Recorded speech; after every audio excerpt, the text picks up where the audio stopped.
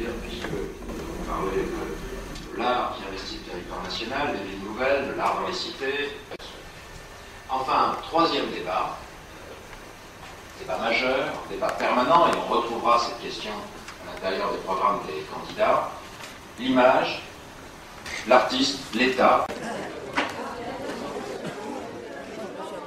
Nous pensons qu'il est important de faire aussi confiance à la société civile en matière de participation à la vie culturelle. Faire sortir la culture et l'art des murs. C'est une question, encore une fois, de participation, d'équilibre et de respect. Faire sortir la culture. C'est bien sûr la parole de l'élu, du penseur, du philosophe, du citoyen, mais surtout de l'artiste. Et un soutien accru à toutes les formes de création les plus fragiles. Ce sont des questions qui traversent les lois qui ont fait débat. Je ne pense pas que la culture doit être forcément rentable. Ces questions donc portent sur la valeur de la création et le statut de l'artiste. L'art ne peut pas changer le monde, mais l'art peut aider à la prise de conscience de celles et ceux qui veulent le changer. Au fond, la culture, ce n'est pas quelque chose d'unique, ce n'est pas un symbole, ce n'est pas un élément à part des autres, c'est un élément transversal. L'État doit être un élément protecteur de la culture. Il est plus facile d'être reconnu dans un village ou dans une petite ville que dans une grande cité.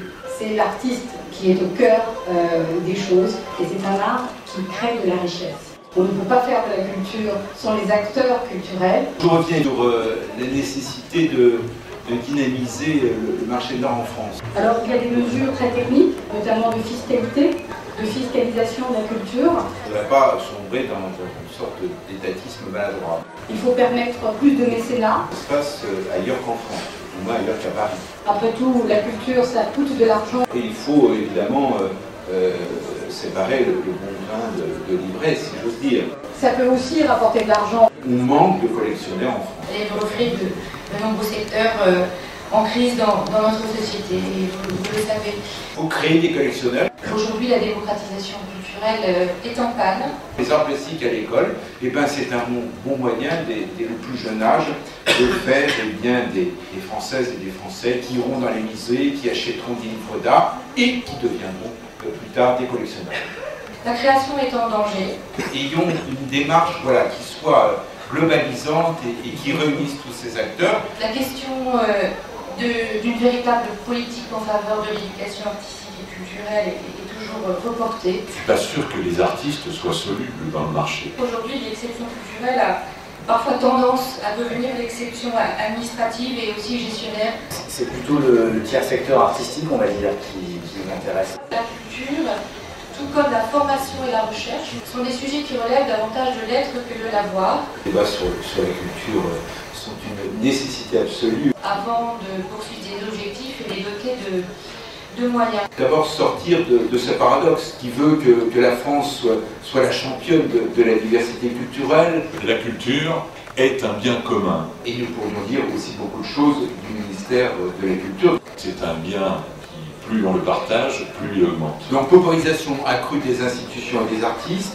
démocratisation culturelle en panne. Le budget de la culture, c'est à peu près la moitié d'une journée de transactions à la Bourse de Paris. Et là, je crois que c'est un véritable enjeu. Je crois que la question culturelle est traversée par deux mots-clés qu'on retrouve d'ailleurs dans les interventions de pratiquement tout le monde. C'est la notion de diversité et c'est la notion de démocratisation. Et puis c'est aussi une mauvaise visibilité de notre création à l'étranger. Mais il faut reposer la question de la force de l'intervention publique en matière de culture. À partir de là, je crois qu'il faut qu'on soit très ambitieux. Rétablir les intermittents dans leurs droits. Il faut incontestablement accomplir la révolution de l'éducation artistique. Augmenter de 10% tous les budgets culturels en 5 ans. Commençons d'abord par l'école. Ce sont des problèmes graves. Il faut peut-être même aller jusqu'à créer des résidences d'artistes au sein des équipements éducatifs. À l'entrée du XXIe siècle, on va avoir de moins en moins d'État. Ce désengagement est une mauvaise chose pour tout ce qui touche à l'histoire de l'art. C'est avoir une préoccupation majeure pour l'emploi culturel et artistique. Est-ce que vous savez que maintenant, on court dans les musées à voir plein de gens qui viennent, il faut fidéliser des publics de façon à leur retirer de l'argent. Il y a incontestablement en ce domaine, depuis déjà plusieurs années, une précarisation qui est inacceptable. Le mécénat est parfaitement respectable. Alors, j'ai à l'esprit l'intermittence du spectacle, bien sûr. La culture est une exception de la marchandisation, comme le logement, l'accès à l'eau, l'accès à l'éducation devrait l'être également. Mais plus largement, c'est prendre en compte la condition de l'artiste. L'exception culturelle n'a rien de spécifiquement franco-français, puisqu'en l'occurrence, on est fou, et on n'est pas les seuls d'ailleurs, à ce qu'elle soit généralisée partout sur la planète, à ce que la culture sorte de la marchandisation. Et on a encore un problème à reconnaître un certain nombre de cultures. L'accès gratuit et l'ouverture de toutes les collections à l'ensemble du public. Pour parler du vivre ensemble, je crois qu'il faut aussi rentrer dans le cœur du sujet. Qui est une obligation législative faite à chaque grosse agglomération, à chaque grosse commune, d'avoir des lieux gratuits d'accès, de création à toutes et tous. Rapprocher la culture des gens. Et il faut absolument arriver à décloisonner un petit peu. L'abrogation totale du protocole d'accord concernant les intermittents. Pourquoi tous les autres artistes sont payés, pas les plasticiens? Et une renégociation complète en suivant notamment les préconisations des comités de suivi. Et travailler sur les collectifs et les lieux intermédiaires pour refinancer tout le tissu intermédiaire qui existe.